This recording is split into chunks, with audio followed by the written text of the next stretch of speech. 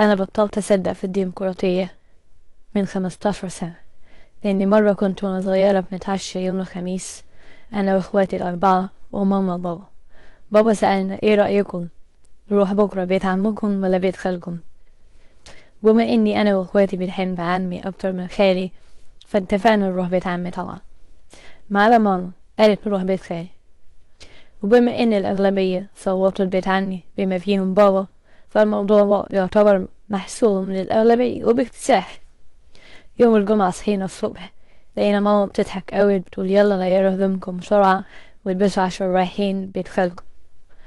ببص لبابا لقيته ساكت وعامل نفسه بيهجر معاه.